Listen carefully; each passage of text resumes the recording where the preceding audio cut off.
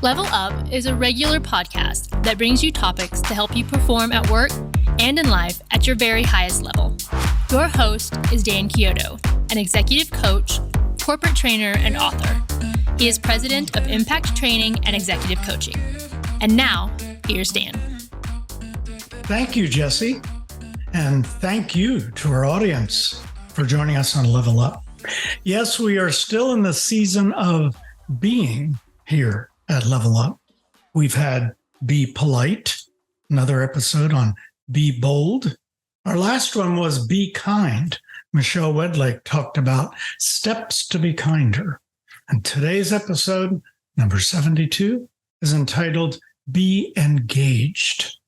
My guest is a keynote speaker, infotainer, corporate magician, that's right, corporate magician, and community engagement leader from Midland Institute for Entrepreneurship. He began his entrepreneurial journey at 15 by turning his childhood passion of performing magic into a profession. He moved from being solely an entertainer into a keynote speaker and infotainer, where he presents business and life success skills. He now speaks primarily on the CEO program, which we'll explain later, and how it provides a community with economic and workforce development. Please welcome my guest, Chris Egelston. Hello there, Chris. Oh, thanks, Dan. Thanks for having me on your show. Appreciate it. Oh, this is going to be great. Now, how did you discover the art of magic at the age of 6? I have to ask that question. Well, sure. I discovered it when I saw actually it was a TV commercial for the TV Magic Card Box, Marshall Brodeen's TV Magic Card Box. Wow. And I saw that commercial where he had this little box about the size of a deck of playing cards. Took a card out of a deck, tore it up into pieces, put one piece aside, and put the rest of the pieces in this box, waved his hand over the box, opened it up, and next thing you know, the card was restored, and that piece fit perfectly. Oh my gosh, that's great. So now I think it's appropriate that we start with a magic trick. Are you up for it? Oh, of course. Every magician. Okay. In fact, speaking of that, I have a deck of cards. I think it's a rule among magicians. It might even be a national law. It might be in the Constitution that we actually have to do a card trick every show we do, I think. Okay. So we'll do so here at the deck of cards, but this will be a little different since we are virtual. Dan, what I want you to do is I want you to name, cards can be red or black. What color do you want to use, red or black? Let's use red. Red, okay. Red cards can be hearts or diamonds. What would you like to use, a heart or a diamond? Let's do diamonds. Diamonds. All right. Cards can be a high or low. Do you want to use a high card or a low card? Let's go for high. High card. Would you count, say, 8 through ace as high? Yes. Okay. So now we're down to a diamond. I want you to name any card, 8, 9, 10, jack, queen, king, or ace of diamonds. Let's do queen. The queen of diamonds. Now, I'm going to do something I normally don't do. Normally, I would have had several different people in the audience answer those different questions. But I'm going to give you a chance because a lot of people think that the Queen of Diamonds is an often named card because it's a little bit more popular. And I will tell you, it's a more popular card. So if you want to change your mind to any other diamond, in fact, you can change it to any other card if you want. Okay, let's do 10 of diamonds. Oh, okay. So you are switching to the 10 of diamonds. Now, I've kept this deck of cards in full view the entire time. I was holding it up on the screen. Because if we go through this deck, you'll see that every single card inside this deck was facing one way, except for one card right there in the center. And it just turns out to be the card you named, the 10. Oh, my gosh. That is great. Well, you now have our attention. I hope so. Thank you. Thank you for doing that magic trick. Oh, you're welcome. So I guess since the age of 6, you just kept developing more and more tricks?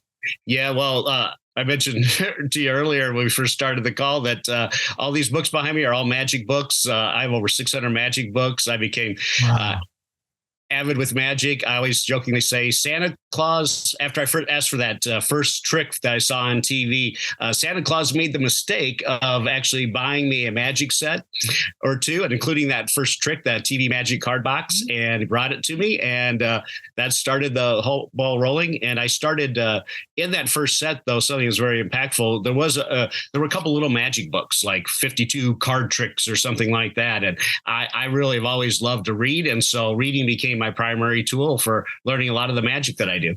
That is great. Well, I love the trick that you showed us. That is magical. And, if you think about it, I guess as executives, we're not using tricks necessarily, but certainly we have to have a good toolbox of skills, just like a magician would need to know all these things, right? Oh, absolutely. I mean, one of the things about magic is magic doesn't take place without an audience. You can draw a piece of art and it can sit there. You can play music and it's there. So you can do that by yourself. But ultimately, magic only occurs when you have an audience, when you're engaging with other people and making connections. So that's really where it ties directly into business. That's wonderful. So you then turned this passion with magic into profit. Do you want to tell us about that? Sure. When I was 15, it'd been a hobby. When I was 15, my mom was in a club, and the club was planning an event, and they wanted a magician for it. Well, they didn't have any money, so they couldn't afford a professional magician at the time.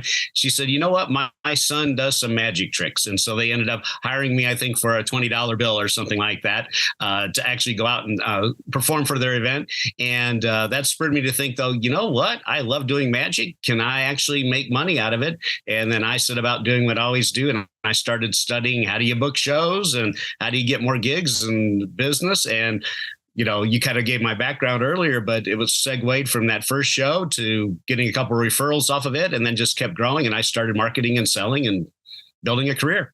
That's beautiful. So then you take those magic skills as a professional speaker and you're teaching life success principles. In fact, right. You have a few that you talked about that I'd like you to explain to us: goal setting, marketing, networking, sure. The customer experience. So I think we ought to break down those areas. I think the sure. first one is goal setting. How do you approach that? Okay. Well, I got into that because when I was starting performing, I was just entertaining at banquets. A sales manager came up to me after performing at a holiday party, and he said, "Do you do anything motivational?" I said, "I'd love to have you for our salespeople, but I really love it to have a message." And I was like a 20-year-old kid going, I don't have anything, but I did, because I had already started studying success principles. Again, I have all those are magic books. I have tons of books, and I was listening in my car to all different types of motivational speakers, educational speakers, as ties into business and marketing as well. And so I was looking at what I was doing to set goals. So I came up with influence. There's nothing original about it, but it's a 5-step system for setting and achieving your goals. And then I was able to present that to audiences. And of course, I used magic to illustrate each of the key points that I was trying to get across to the audience. Wonderful, wonderful. Now, second was marketing. How important is that? Oh, marketing is the lifeblood of any business. I'm trying to remember. I think it was Peter Drucker who first said that marketing and innovation are what make a business. That's what it's all about, is marketing and innovation. So if you're not innovating something brand new that's going to attract an audience, you have to be able to market your product or your service to people. So you have to understand how to, so much to marketing, but connect and engage with an audience, get your message out to them, get them intrigued enough that they actually want to be interested in perhaps purchasing your product or investing in your service. And that's how it really starts. So it's the lifeblood of what you're doing, and marketing and sales, to me, always go hand in hand as well. Yes, that makes sense. What about your third one is networking? Is that as important today as it was in the past, do you think? I think because networking ultimately is about connections and relationships. And I think it's actually more important on the relationship side than ever. People think they're connected because they have so many friends or connections on social media, but are you really connected to those people? Real relationships, you see real successful people, they have a strong network of people they literally talk to, if aren't always in the same room with or in the same room with often.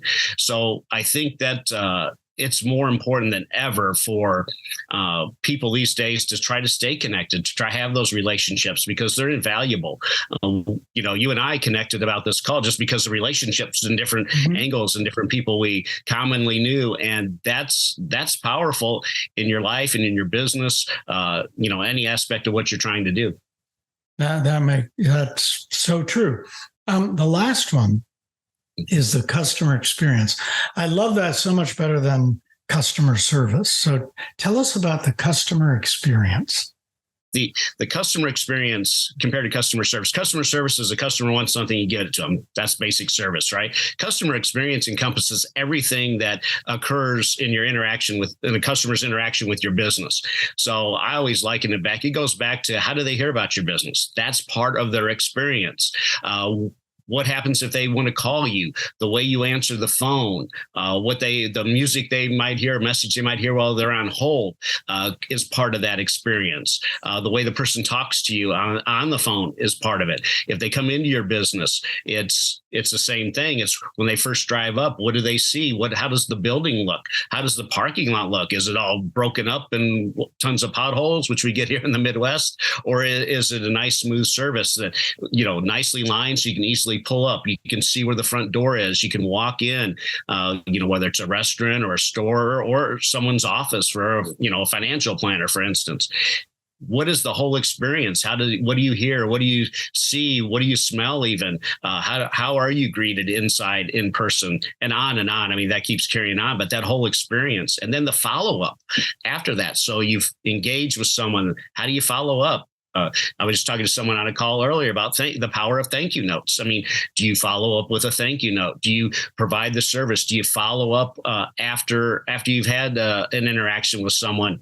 I just had car service recently, and I received a call back from the dealership a day or two later. How did it go? Is your car okay? Did we serve you well? That's all part of that experience, that whole package, which ultimately creates your brand. Your brand is what people say about you, and what they experience is what they're going to tell people about you. That was a long answer, but I'll thank you. Well, yes, there's so much in that, and I think it's great. I think that we don't always think about that, and the longer you work at an organization, whether you are the CEO or a team member, one of the leaders of the organization, I think we start to see things the same way, and then we miss what we see. So I always tell my clients, walk into the organization in a different door today. Talk to different people, look at different areas so that you see some of the things that you may be overlooking that your customers notice every time. Sometimes those negative things. So very good. Right. I mean, secret shop your business is kind of what in some way you're saying. Also, secret shop. What's the show about? The Boss One, where they undercover boss. Where they're actually going into their business. So if it's a huge company, when the CEO can actually go visit and people don't know who that CEO is, and they walk into that business, they can really see what's going on right there. I always loved the movie Patton, and reading it. And so I became kind of intrigued by him. And one of his rules for all of his officers, you had to go to the front every day.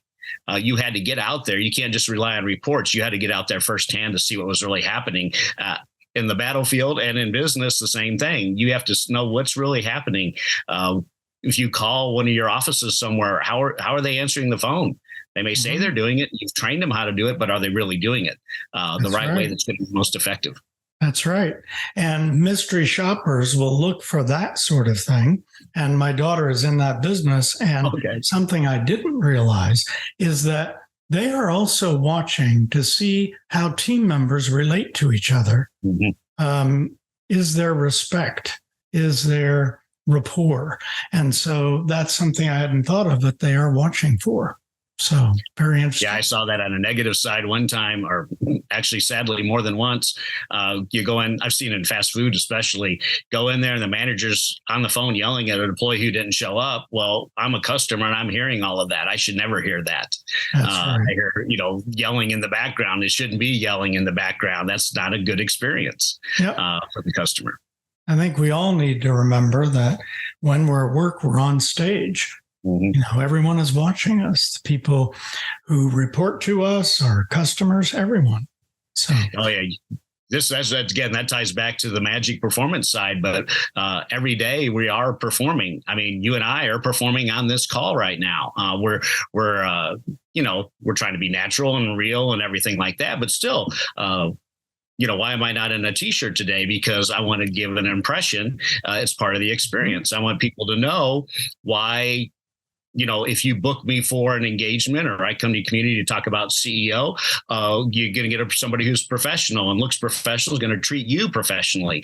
I dress this way out of respect for my audience when I'm doing a presentation like this or on stage in a community. So it's all part of that total experience. That's excellent. Excellent words. Well, on the flip side of this episode, we're going to hear about Chris's exciting program he leads today. You are watching Level Up. We'll be right back after this. At Express Employment Professionals in Gulfport, Mississippi, in Springfield, Illinois, in Bend, Oregon, in Champaign, Illinois, in Corpus Christi, Texas, in Jersey City, in Fishers, Indiana, here in Knoxville, Tennessee. We're on a mission. We're on a mission. We're on a mission. We're on a mission. A mission. A mission. A mission. A mission. Mission. We're on a mission to put 1 million people to work.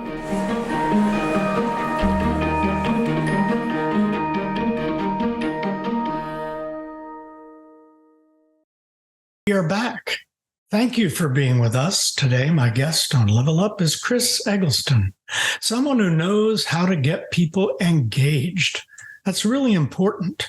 Now, tell us about your organization, Chris, and how you discovered it. Okay. That's a little bit longer story, but that's the Midland Institute for Entrepreneurship is who I work for as the community engagement leader. And the flagship program of what we do is called CEO, or Creating Entrepreneurial Opportunities. CEO at its core, real briefly, it's a high school entrepreneurship program, but it's different than any other program out there. It's designed to immerse students in their local business community, so they see all the great businesses and opportunities that exist in their hometowns, to instill an entrepreneurial mindset in those students, the creation and operation of real businesses, and ultimately to inspire those students to want to become their community's future business and thought leaders. And actually what I just described is why I got intrigued by it. Back about 2014 or 2015, CEO had expanded at that time to my neighborhood of Southern Illinois. And when I first heard about what CEO did, my first instinct was that 15-year-old, we talked about the magic side, that 15-year-old magician and aspiring magician in me said, I wish I'd had that when I was in high school.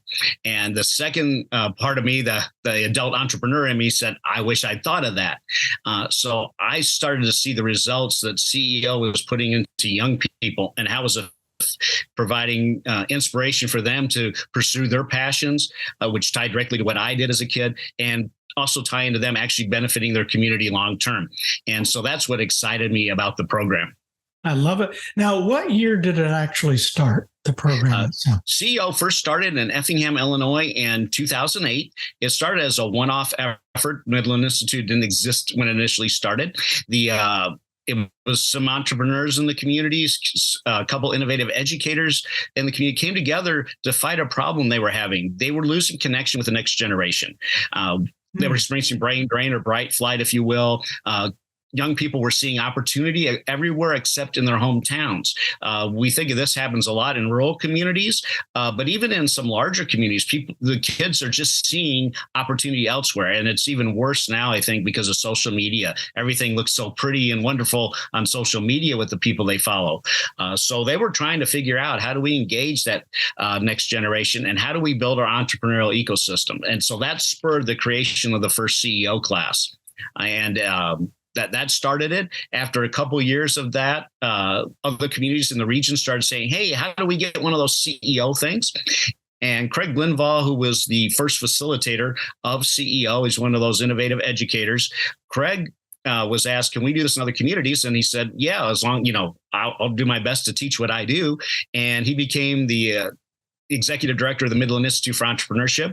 As we jokingly say, some of the same people who invested in CEO to start the first class were crazy enough to invest in the Institute to see if we could expand this program to more folks. And that's the short story on how it actually started.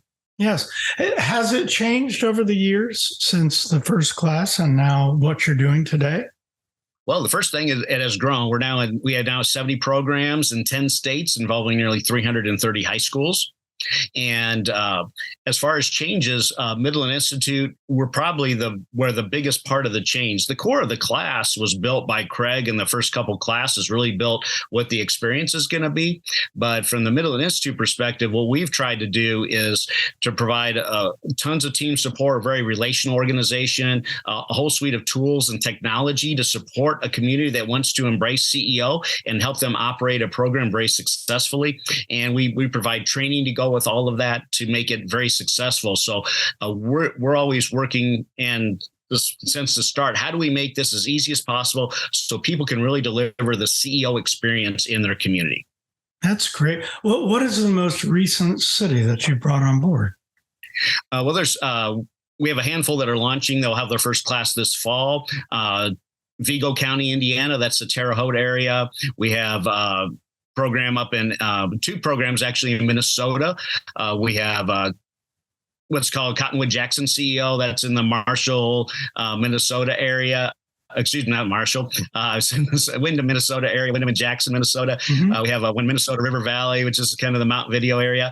Hannibal, Missouri is our first Missouri program coming on board. And Kankakee County, Illinois, just south of Chicago there. It's coming on board as well, joining and bringing the CEO experience to more students in their communities.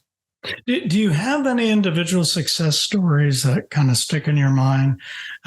Folks who have, really taken this program and it's taken off for them? Yeah, there's so many different stories. We see CEO success at different levels. One is just the experience for the students. When they go through a year of CEO class, they'll do several different things in that, but they'll actually launch and operate 2 real businesses during the course of that class, actually a couple of micro businesses as well. And so that process is designed really to get that entrepreneurial problem-solving mindset in those students. But along the way, in CEO, they're connecting, engaging with people in the community. So while they have this class every day, they never meet in a school, never meet in a classroom. The class always takes place in a business. There's host sites that serve as the pseudo classroom for the students, but then they have 40 or more guest speakers come into the class, in addition to 40 or more business visits, where they actually get out in the community and get to tour 40 or more businesses and meet and engage with the people in those different businesses, the entrepreneurs, the managers, the owners.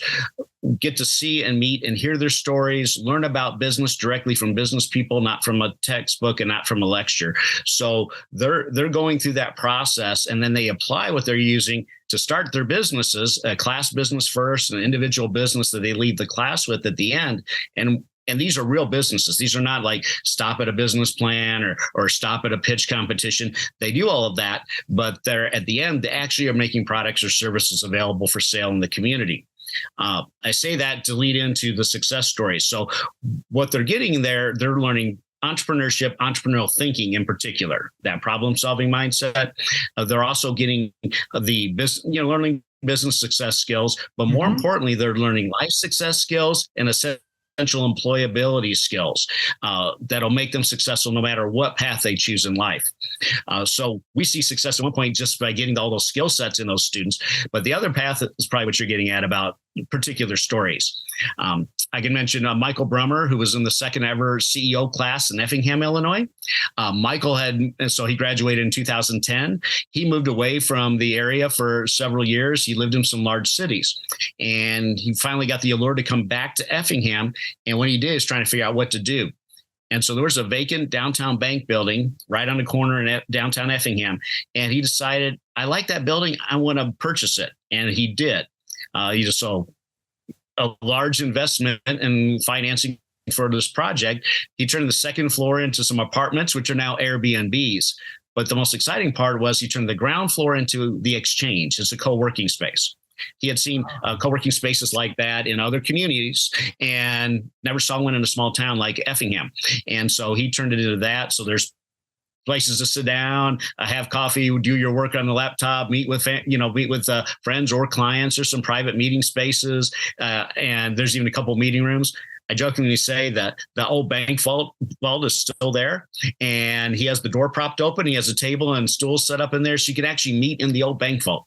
I don't know if I want to meet in there because I don't know if he has the combination or not. But it's a neat place. On another end of the spectrum, Amelia Rodriguez, who went through our Davies County, Indiana program. Amelia was one of those students who thought she would always have to move away from Davies County and start her career and have a great job and a great career. She said she learned during the course of CEO that I can have a great career right here in my hometown region. There's opportunities here because she didn't see those until she experienced all those business visits, guest speakers, making connections. She does interior design, was always her passion, and she went to work for a cabinet company back in Davis County. So she was helping design kitchens and cabinetry as part of her role, but she also wanted to do more than that. And so she used her entrepreneurial skills, that problem-solving mindset, said, how can I combine the two? And she crafted a business plan, took it to her boss, and added what she was so passionate about beyond the work she was doing for them, and actually brought another revenue stream into that business with that entrepreneurial mindset. Yeah. Obviously your program is successful. I love it. And I love where you talked about they aren't in the classroom, they're in businesses. Sometimes students get bored in the classroom. So the experiential things that they can do are always great. But when you can get them outside the classroom, that's fabulous. That is great. Yeah, that's really part of the secret sauce of CEO. And that's why it's so valuable for workforce development and economic development as well, because the schools in the community can do a fantastic job teaching the kids all kinds of things. There's even entrepreneurship classes in schools and in colleges. But if they're in the classroom, they can take those skill sets, and if they learn them well, they can take them anywhere in the country to go to work for other people. But in CEO, the whole idea is to get these students to develop their most powerful network in the world in their hometowns, to realize the value of what their hometown is, see it as one of the best places on earth. So hopefully, between all the engagement that happens in CEO, the skill sets, that community will help retain some of those students, which again, they either come out with workforce great workforce skills from CEO at the very base of what they'll have, or they'll bring new ideas to the community, whether they go to work for somebody else locally or they start and operate their businesses or continue the CEO launch businesses back in their home communities. So that engagement of the community. The other hidden factor, and one of the things I mentioned, Michael earlier said, this community invested in me when I was in high school by providing CEO, and I want to give back to the community is one of the reasons he did come back to his hometown. When you go into a community to sell them about this, do you talk to the administrators or do you talk to young people too? Usually it's I'll say the adults in the community. Sometimes it's the school administrators, sometimes it's economic development directors, sometimes chamber executives, even sometimes just business folks in the community. I mentioned Vigo County, Indiana. There were 3 business folks in that community that were good buddies that all wanted to give back to the community. They heard about the program and decided to help drive it forward. We have parents sometimes in the community say, I've heard about the CO. I'd love my son or daughter maybe to have the opportunity to have that class as part of their high school years. And they might be the one to reach out. So it's different people that hear about the program. We've grown very organically at Midland Institute with CEO. So you see us jump around the country a little bit and where we're located, but that just has to do with the word of mouth, people hearing about the program, or people moving from one community that had CEO to another community that didn't. Mm-hmm. Very good. Well, I was excited that I think you have a trip planned to Florida, so it would be good to see you come here, and because it looks like we're launching. We're launching Southwest Florida CEO in the Collier County it's the Naples Immokalee area. So that's one of our newest programs as well. And so we're excited to see that. They'll have students in class in the fall of 24. And so it's a pretty exciting time. That's great. I'll mention this too for anybody who's interested in learning about CEO. You can go to discoverceo.com. discoverceo.com, learn more about the program a little bit. You can also submit a form where you can actually get connected. It'll come to me, and I'm glad to talk to anybody anytime about the CEO program. Let them know what it's about, what it would take to launch one in their community. And we work with local folks all the time. That's what I do. So we start with a person interested. Eventually, we get a group of people in a community. And my job is to work with them to see if we can make CEO happen in their community. And that's, I get really excited meeting all kinds of different people. We talked about networking earlier. I love meeting new people and getting to know them and getting to know these different communities as well. That's perfect. Well, thank you for being on our show today and sharing your life and also this wonderful CEO program and telling us how we can all get engaged, because that's our theme, be engaged. That's right. You certainly are. Hey, is there a chance that maybe you could close this episode out with one more magic trick? Sure. Actually, this will actually tie into CEO a little bit. Hopefully you can see this. I'll back up on the screen there. Pretty much a grid, numbers 1 through 16 in it. But I'm going to make you make some more choices, Dan. Okay. I have here 4 markers. Let me pick them up and show you the colors real quick. I have blue, purple, green, and red. Okay. So I'm going to ask you first, pick one of those colors, blue, purple, green, or red. Let's do blue. That's my favorite color. Blue color. Okay, so we'll take the blue marker. And now we have 4 columns here. Which column? I'm going to draw a line with the blue marker through one of the columns. Which column do you want to use first? 1, 2, 3, or 4? Let's do the second column. The second column. Okay, so I'll go right down the second column right here. All right, get rid of the blue one. Now I have green, red, and purple left. And pick one of the other columns, and I'll draw a line down through it. We'll go green. Green. So you want to do 1, 3, or 4? 3. 3. Okay, so I'll go down 3 here. All right. And now we have red and purple. Purple. Purple. All right. And that leaves us with, we have 1 and 4 left. All right. Purple on the 1, column 1. On 1. Okay. Purple on 1. And of course, that leaves red, which will go on number 4. Right through here. All right. Now, that's just the first part of this. Now we have 4 rows here. So, you can, I have red in my hand. So which row would you like me to draw the red line through? Let's do 1, 5, 9, or 13, I guess would be the easiest way to identify. Let's do 9.